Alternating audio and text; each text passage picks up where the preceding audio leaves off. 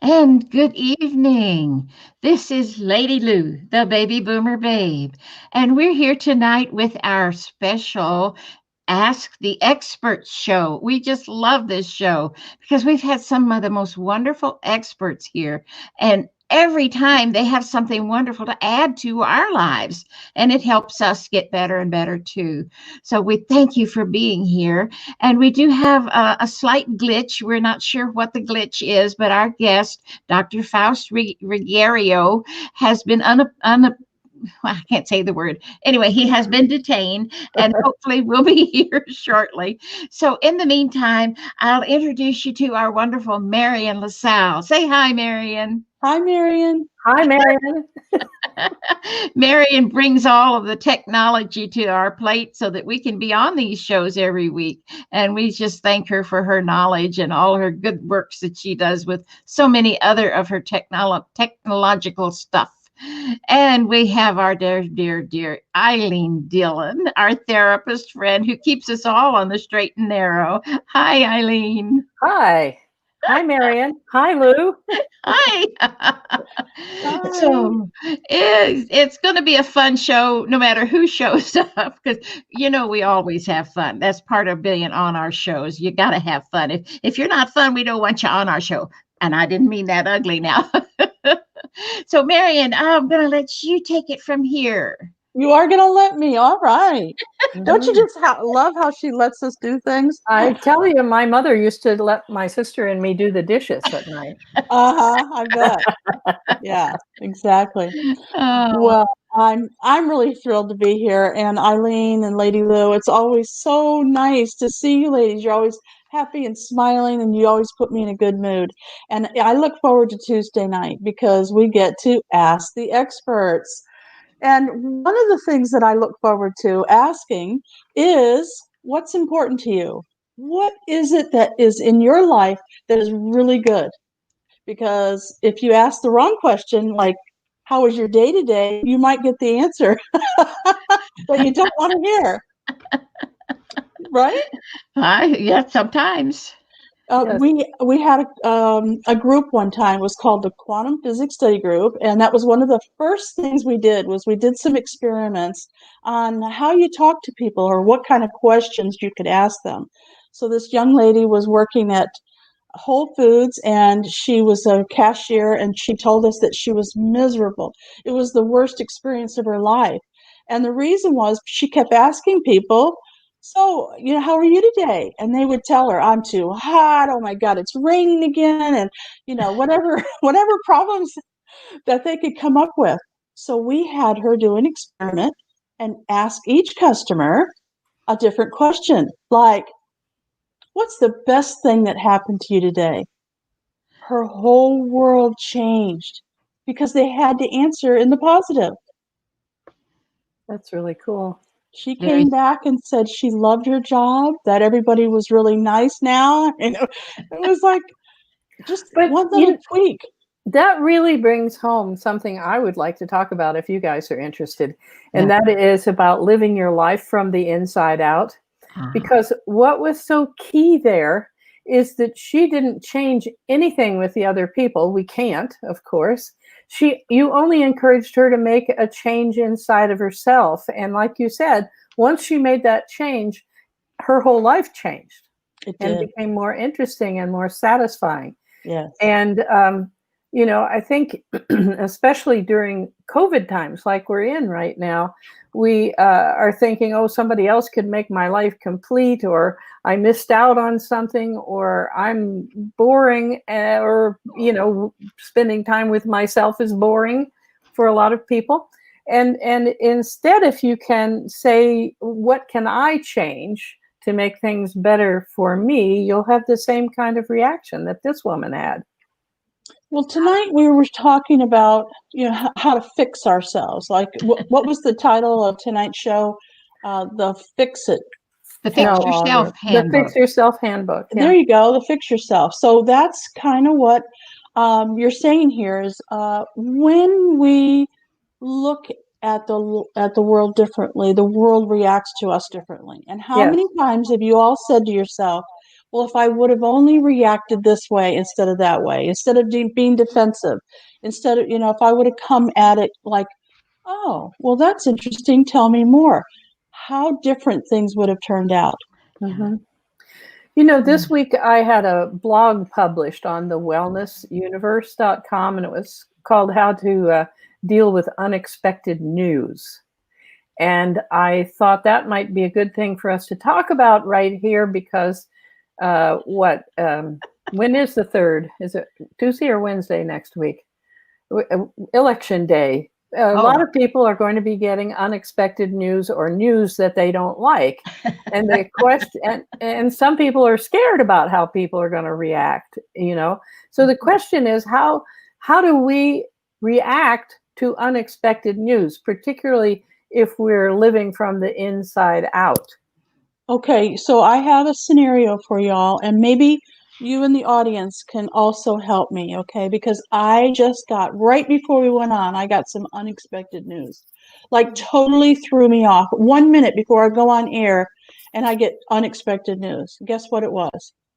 What? The dog that you were expecting tomorrow lunged at somebody, so he's no longer adoptable. Oh, no. Yeah, so, yeah. So now I have to break the news to my partner who has been preparing for this dog for 3 weeks. We have a crate that's this big, we have food, we have everything ready. And I have to break the news to her. So what are your suggestions? And then I have a surprise for you all, because guess who's here? Oh, doctor. Yeah. Oh, So good. give me your ideas, and then we'll bring him on. All right. What to break the news to her? Yeah, that she's not getting the dog that she thinks that she's going to get for the next 3 weeks. Oh, that's a Or sad the one. last 3 weeks she's been the preparing last for 3 it. weeks when she's being prepared. Well, I think the good doctor is going to tell us something about this, but I know he talks about being honest with yourself and speaking truth. I know he does that in the Fix Yourself Handbook. And so it seems to me like the most straightforward of, I know you've been really anticipating getting this dog, and we got some news today that says we're not going to get this particular dog, and I'm sorry to break that to you. And then leave her room to feel her feelings, because because what happens is we first are feeling like we don't believe it, and then we feel sad, and then we feel bereft, and we need time to go through all those things. Yeah, my first thought was, how am I going to fix this? Yeah, well, okay. So you don't want to do that because you want to let her feel her feelings. This is true. This is true. Yes. Okay, Ilene. So I'm going to let you take it from here. You ready? There you go. All right. So Dr. Faust Ruggiero I'm going to get you to tell me how to say your name, is our guest tonight. And he is the author of a new book, just came out this year, called the Fix Yourself Handbook. And he's been a psychotherapist for 40 years in Pennsylvania. And in his handbook, he shares 52 things we can do to fix ourselves. So, Dr. Faust, welcome to the program. How do you say your last name? Say again, I'm sorry. Ruggiero. Mm-hmm. Thank you. Thank you. It's nice to meet you. I appreciate it. Great.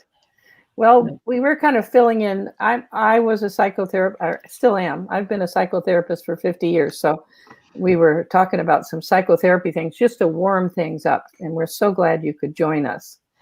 So when I was looking in this, you said that you've been both experimenting and working through your clients to test these methods. One of the things that I was interested in, because it's key to me too, is people go to therapists with the notion that they can't fix themselves. But the very title of your book is the Fix Yourself Handbook. So my question is, what makes you think that people can fix themselves? You know, I get that a lot. And when people come into my office, I always tell them that we all have everything we need to fix us. We can address any issue in our life. We all have that. For some reason, people believe that we have to go somewhere and someone has to get some things and then give them to us. We have them all. All I do is teach people how to access them. We define what they are, and we learn to work with them. We have the power inside us. If that weren't the case as a species, we wouldn't be here. Mm-hmm. So now in your handbook, if I'm understanding correctly, you're kind of coming from the direction that we have mental, emotional, physical, and spiritual aspects to ourselves, and that our best lives are lived when those are in balance with one another. Is that correct? Yes. Could you talk more about that? Sure. Again, I tell people all the time, when if you go to the day that any day that you really feel good, physically, your body feels good, you're relaxed, you're calm, your emotions aren't overriding your intellect. Intellectually, your decisions are sound, there's clarity of thought, and spiritually, you feel some connectivity inside. And all I'm doing is helping people to get there. When we talk about processes, all the various things we use, whether it's truth or humility or gratitude or whatever we're using, all of those are geared to help us access what's inside us. And when we do that, we feel more balanced, and it connects to all those four attributes. Yes. So one of the questions that I've heard therapists talk a lot about is, how do you motivate people to make change? And so I'm wondering, with this system, what about this system motivates people to make change? That's when you're a therapist, you get that all the time, and I don't spend time motivating people. People, it's there, they have that. If you have to motivate someone, you're really in a position where they're working against themselves already. Yeah. So what I do when I present factual information, when I start connecting them with what's real, they pick up on that and they're willing to go with that. If you're going to try to motivate someone, I think they may not be at the point where they want to change yet. So I don't motivate anyone. I think once we get into the therapy and they start seeing that the results are coming, then there's a self-motivation that just takes over. And that's really what I want. I totally agree. It's a great answer. Want to change. You don't want to have to try to talk them into it, or because I think if you start that way, you're going to continue that way through the process. Right. And it's their life after all. So right. They're the ones who want to fix it, we hope. Well, doctor, do you find that more women come to you or more men for help? It's pretty balanced now. It always has its cycles. I try to gear the practice so more men would come in, because when I started way back in the late 70s and I started counseling people, it was predominantly women, and men just didn't, we're really back into the old roles at that time. And men were, into the, I can do this myself. Don't cry. Don't show your feelings. All those things that had men dying way early, that, much earlier than women. So I geared it that way. But what happened was I've always been able to connect with women very quickly. And so I've spent a lot of time with abused women and women in transition. So right now where I am, and I'm kind of gearing down just a little bit in terms of all the counseling, but I probably am about 60-40 women to men. And I think that's pretty much where I've always stayed. Are there different concerns? I know there are different concerns, but what different emphasis is there for therapy between men and women? Yeah.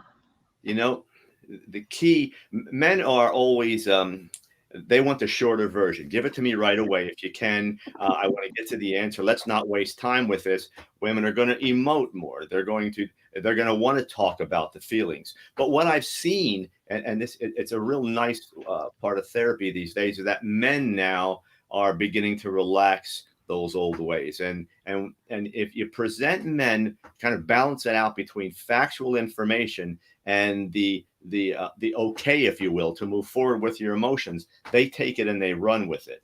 And that's why, if you look at the way I wrote the book, I wrote the chapters in 3 to 5 pages. That's really geared toward men more than women. However, when we look at it, and I made it as a journey so that it really coached and it really got in there and made people feel good, that's the part that women tend to look at a little bit more. So I tried to blend all those things. And not only in the book, but if I do couples counseling, or I do, where I've got a family in there, when you're doing that, now you're talking about 2 or 3 or 4 or 5 different people, and you're going to try to, connect with all of them. So you're always balancing things out. And that's, I think, part of the art when it comes to counseling. You're not learning that in a book anywhere. There's no class that teaches it. You have to be comfortable with people enough to do that. So I took it from the office to the text, if you will, and said, okay, this is how we did this that's how I do it in the office with all these people. Let's write the text so that men and women can be able to identify this. I haven't seen a text that does that yet. So it was a void that I thought needed to be filled. I have a question about chapter 7. You say life is a journey, love yours. I just love that. That, to me, that is the perfect way to handle your life, because life happens, right? You just have to deal with what comes. And what if, and I know I'm being wrong here saying men don't cry, and so they have a different way, and women cry, so they have a different way. But I have noticed that when men cry, it's usually because they're sad because somebody died, like their dog or a spouse or something like that. And women can cry over a sad movie, and and it makes me wonder, with both you, Ilene and Dr. Say it again one more time, Ruggiero. Riggiero. Okay. Yeah.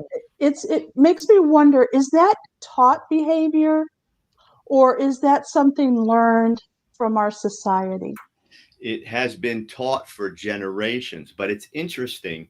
I get a lot of men that are now coming in the office. In fact, today I saw, I think, 9 people, 10 people, and 5 of them were men. 2 of them used the tissues today. So, I'm seeing a lot more of that. And it's not about someone died or I lost something, or now men are starting to feel. And that's a real raw thing for a man, because a lot of men don't know what to do with. Now it's okay to do it. They're doing it more, but women have a better a better way to feel. They express it. They can emote. You guys emote. We have a tendency to want to pull back on that. And so when it starts to come, the floodgates open. And, so I'm seeing a lot more men being willing to do that. As far as the journey, my feeling is, there's 2 ways to look at that. And people start with the way you just mentioned. They say, well, we have to roll with the punches kind of thing. And my thing is, I believe every second of life is a gift. And I really think that we need to be better at looking at those as gifts. They're not always tests. I hear, well, the Lord's testing me. I go, how about that? The Lord's giving you gifts. And if you're willing to access those and, kind of open the package and get in there and look at it, there's a lot of good stuff inside there. And second to second is the way your life unfolds. It doesn't unfold in all these destinations we try to build into things. It unfolds second to second. Why not learn to love those seconds as they unfold? I really like that. I do too. Yeah. And I often do that after I've reacted badly. I always think now. Well, see, we get the emotion out at that point, and that's pull back and think and look at what we did. And so now we want to try to emote correctly and fix what we did wrong. And learn from, and enjoy that journey instead of fearing it or whatever happened when, something happened to you. And the real key to that is to slow down a little bit. We go so fast with everything that we do. If we can slow down a bit, we give our brain enough time to process the information that's being presented to us before our emotions get there. And if we can do that, and we work with the facts and that information, when we do emote, it tends to be healthy emotion, because we're emoting over what's factual and what we can begin to work with. Some people have pointed out that the whole COVID experience has served that purpose for most people. We're sort of forcibly slowing down. compared to what we were before it hit. We are. And, and I just did a talk on the COVID virus. And what I've told people is you can fight this. You're going to slow down regardless. The virus is going to slow us down. You can embrace that change and start to work with it, or you can fight it and get angry about it. And then what the emotions that you're going to be expressing are negative, and everyone around you is going to feed off of that. And then it's just going to be a problem. So I just tell people, slow down, reassess your life, start filling it with some of the things you didn't do before. Because, we don't like change a whole lot. So when things changed. Where have I heard that before? Our reaction is, let me fight this. I have to get back to what I like. And sometimes if you just take a look at it and just try it on for size, you don't have to make the change. Just try it on for size and see how it feels. You're going to see that it's not so bad. And you might just also find that you're a little stronger when it comes to changing than you thought you were. Good point. Really good I love point. change, actually. I'm one of these weirdos that I thrive on change. Marian's always doing something new. Oh, yes. Mm-hmm. And as long as, people that do it like that, that's wonderful, because you do experience new things. And then there's the flip side of that. There's the people who don't want to commit, so they change all the time, So as long as you're willing to commit to what you're doing, and then when you make the change, you follow through on those changes, then I think it's a healthier way to do it. Mm-hmm. So now in your book, you have 52 internal processes. And that was one of the reasons I was interested in, like if people have New Year's resolutions, they don't stick with them very long. And if you have 52 internal processes, it naturally falls that you might be learning a new one every week for a year. And that's why I was wondering, will people really stick with those, or do you recommend that they learn them in a different way? I recommend they go very slow. I tell them, take it a chapter at a time. Do not put a time limit on this. I need to learn this week so I can get to the next one. Work with the first one. Now, the first one I talk about is taking your life off autopilot. We follow the crowd. We don't assess what we're doing. We don't make proper decisions. We don't look at the information. We follow along. And if you're how it is, Louise, when you're counseling people, you know that when they come into the office, you've got to find a starting point. Where are we going to start to move ahead? Well, the first thing we've got to do is slow it down enough, take your mind off of all the things that you're doing, and let's start with something that we're going to do. And usually for me, that's almost always getting fact finding, getting honest. Let's okay. So, you two therapists might not understand this, but I think that when we're going through crises, things slow down already. Like it's almost like time just really slows down, and the torture of how you're feeling is just exaggerated. Have you ever noticed that, Lady Lou? It happens sometimes, but for some people accelerate when the crisis comes. That almost to the point that they're having anxiety attacks.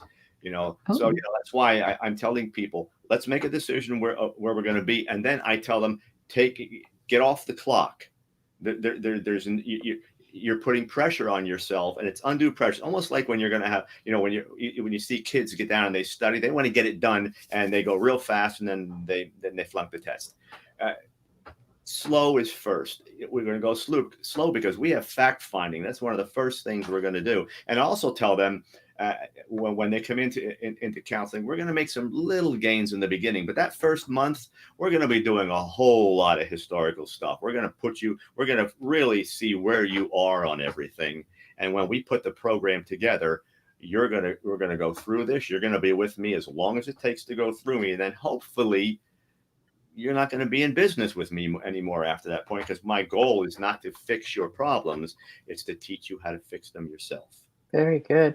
So, Marian, one more thing I would add to what you've said is that it is excruciating because we generally don't allow ourselves to stop long enough to feel feelings, to feel emotions. and they are an integral part of our experience. And so it may be excruciating, but it's largely because that's unfamiliar territory and stuff we think, I shouldn't have to spend time doing this, you know? And when we can't define the territory, we don't want to be there. You know, that's challenging, and it's not defined. We like all the little places, you know, where we can. It's familiar to us, and we get familiar to the point that we settle into routines that are dysfunctional and often toxic, and we'll actually decide that I'll stay there because I know how to live in this dysfunction. But if you try to move me out of that, I don't know what I'm doing, and it just pulls me right back in. So that's again why I slow people down, and we piece by piece we talk about defining that new territory, and then we start making the inroads to move into it. So when you talk about fact finding, Mm-hmm. Are you like looking at the lay of the land, or are you helping people see things they don't normally see, or a combination of both? I'm doing a lot of things. I'm doing those things for sure. Definitely the lay of the land. I want them to see where they are. But we want to look. You know, when we talking about facts, obviously I've got to work with honesty first, because you know as well as I do what colors up the facts. It's all those good defenses that we use. We deny this, we rationalize that, we intellectualize this. You know, and by the time we're done, we've given ourselves real good reasons to do really terrible things that hurt us. So I talk in one of the chapters and something I call brutal honesty. It's when you start peeling the honesty layers off. You know, the first layer, I make the analogy to an onion. The first layer is just paper. It's unusable, and we're going to throw it away. And that's where the first layer of honesty is, because that's where all the defenses are. The deeper you go, the more painful it becomes. Now your eyes are watering, and you get that horrible smell, and you want to just get away from it. That's what honesty is not always comfortable. Once you learn how to be honest, it becomes very comfortable, because now you're not stuck in all those games, and now you're not going back and fixing all the things that you kind of messed up before. So I want them to get honest, and when I do that, then honesty and fact, I mean, they go hand in hand. So I teach them how to be honest. Now we start to go and we get facts. What are the facts in your life? What are the things that are hurting you? Who are those people that may be coming in that are in your life that maybe not doing you too many favors? Where'd the pain come from in your past? All those kinds of things. We're going to get a lot of facts because regardless of what we may think about them, they never change. The facts are always going to be the facts. And unless we learn how to live with those, at least to define them first, we're going to continue to have problems. Right. Oh. Well, Doctor, do you find sometimes people do not want to take responsibility for their own problems? I find that. And it's not, when I say that, it's not because the people want to be dishonest or manipulating. It's just terrifying when you have to go. Yeah.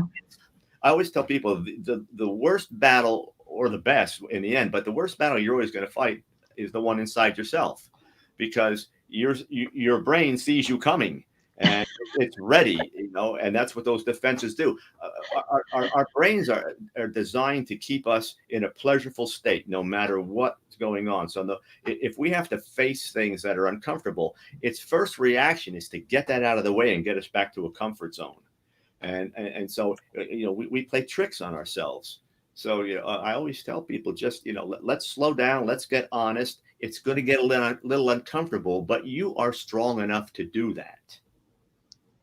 Yes, and I like your point, and I'd like to emphasize it too. You made a point a minute or so ago that the more you tell yourself the truth, the more you drill down and do this, actually, the easier it gets. And the better it feels. You actually see it as a strength. Yes. And what happens is something will happen. And typically you've gone and used all your defenses to deal with it. And then all of a sudden you realize, I'm not doing that. I just laid out all the facts and I know exactly where I have to go now. Mm-hmm. Before, I may have kept myself comfortable, but I really had no idea what to do with it. And then it kind of led me as opposed to me leading it. So now I'm being led down a path that it is certainly going to be negative, and I'm going to have to do fixing again. So the facts, when you're able to be honest, it feels so good when it happens. When I attended a lecture by a yogi from India many years ago, and he talked about something called facing fact, and his statement was, facing fact is the road to freedom. It is. Yeah, I really like that, and How do you do that? Can you guys give us an example of how you would be honest with yourself, or do whatever it is that you think is? You go, Dr. Ruggiero. What I do is, you know what I mean. the first thing I did is, and I list them in one of the chapters in the book. I list all the defense mechanisms, all the defenses we use. And then what I did in the beginning for myself decades ago, I said, let me look at all these situations and see if I'm doing this. Am I denying some things? Am I making excuses? Am I coloring it up and making it look a little bit more intellectual than it was? When I started phasing those out, because once you phase the defenses you're using out, all you're left with is the bare facts, and they're not going to feel good. And you have to know that up front. They're not going to always feel good, but they will lead you to a place that always feels good. So I go back to those defenses. I want to identify what I'm doing that takes that truth and moves it aside and then paints a picture for me that maybe isn't so true. We have a tendency, I think, to create the picture, then go back and substantiate it somehow. Say, well, no, this is the way it is, but this is why I feel that way, and we're putting the cart before the horse there. Mm-hmm. Now, wait a minute. I'm not getting a clear idea of what it is that you guys are asking us to do. Are you asking us to do it in meditation? Are we during a crisis? When are we being honest with ourselves? When we're fighting with our spouse? You're an excellent question. People come in and they'll tell me what I'm going to do when I'm arguing with my spouse, or to communicate. I want to have better communication. And I say, if you think you're going to do that in the crisis moment, forget it. You're going to do that in the most incidental moments first. So when you're talking about that honesty, you're going to take something very simple. You might say, okay, let me look at the presidential election. I'm going to now get facts. I'm going to be honest with myself. I'm not going to deny anything. I'm not going to rationalize to make my view sound good. I'm not going to do anything that colors up the facts. I'm just going to put them right there. This candidate, that candidate, and the facts. I'm going to get my emotion out of it. And I list all these defense mechanisms. That's not something that I created. Those have been around for a century. They go back to Freud, who had defense mechanisms. So we're way back there. But we all use them every day. So I'm going to identify which ones I'm using. I'm going to take some situation, doesn't matter what it is, doesn't have to be the election, it could be something going on in my life, a relationship, an argument that I'm always having with someone that seems to reoccur, and I'm going to subject it to those defense mechanisms. I'm going to see which ones I'm using, and I'm not going to worry about the other person. I'm not going to say, well, he or she's using them too, because I have no control over what they do. I only have control over what I do. So I'm going to see what I want to do. And sometimes you're going to admit you're wrong, but that's where the fallacy comes into play. Admitting you're wrong is not a weakness. Doesn't put you at a disadvantage. That's a strength when you can say, I'm wrong. You just took a fact and you said, okay, now I got a starting place. If I'm wrong here, I can make this right by getting the facts and implementing what I need to implement based on those facts. I have a quick example. Years ago, I asked my husband and my 1-year-old son to leave the house so I could get some writing done. And for several weeks, every Monday when they would go, I would make myself a nice big breakfast, sit in front of the TV and watch quiz programs. I never got anything written, right? Never. And I felt guilty about it, and I felt terrible, and I chastised myself. And finally, one day I said, wait a minute, and this is facing fact. People do what they want to do. Clearly, I want to sit here in front of this television and stuff my face and watch quiz programs. And so that's what I'm going to give myself permission to do. And after weeks of not writing, I was up and writing in 15 minutes. You got honest with yourself. You cleared out all the junk. Yeah. You did. Yeah. And again, when you do that, sometimes getting honest is that, I've been kind of misleading everybody. And I've been telling myself I was going to do this when I knew all along I was going to sit in front of the television set. Go there first. But that doesn't mean you're going to stop doing it, or you're going to even give yourself permission. All it says is you now have all the facts. Now you can start talking about decision making. Right. We have an audience question. As soon as I gave myself permission to go ahead and do what I was doing, then I wasn't in resistance anymore, and I was able to change. There you go. Exactly. Yeah.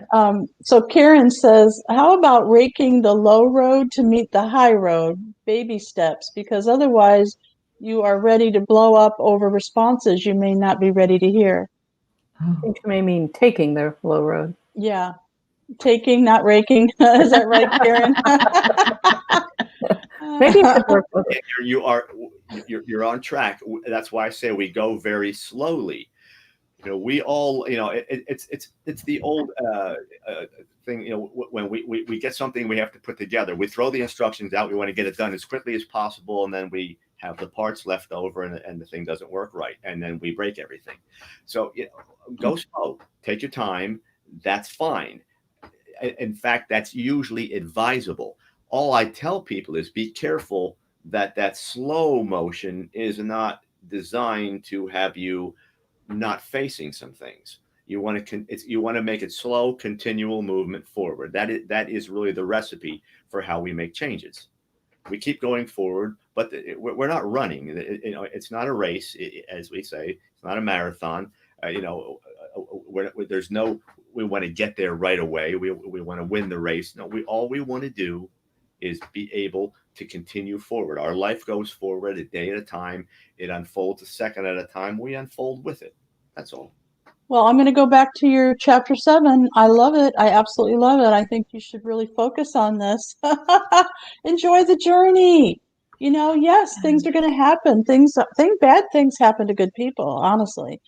And if we can enjoy it while it's happening, even if it seems bad at the time, because how many times have you look back and you go, wow, that was quite an experience I had. And did I learn all these things? Yeah, we all do that, right? But we don't think about it at the time. We need our friends to remind us. We need your book to remind us. We need to tell ourselves this. Enjoy the journey. And I tell people there's two important facts about that. One is that if you can go second by second, you just have a much more fulfilled life. But the other thing is, you are right. Things are going to happen. And we know that. We know our existence is not permanent. People face crises, tragedies happen. But in the meantime, enjoy all you can, because you are going to get there. And when you get there, you will have to deal with that. But in the meantime, enjoy the gifts that are bestowed on you every day. That's what we should be doing. I'm sure, like Lady Lou, you have had this experience too. My husband died about almost 5 years ago now. And he and I, both very strong people. He was a neurosurgeon. I'm a therapist. We have our ideas, so we're going like this. And especially since he has gone, I've noticed how sad I feel when I'm around a couple that has an argument.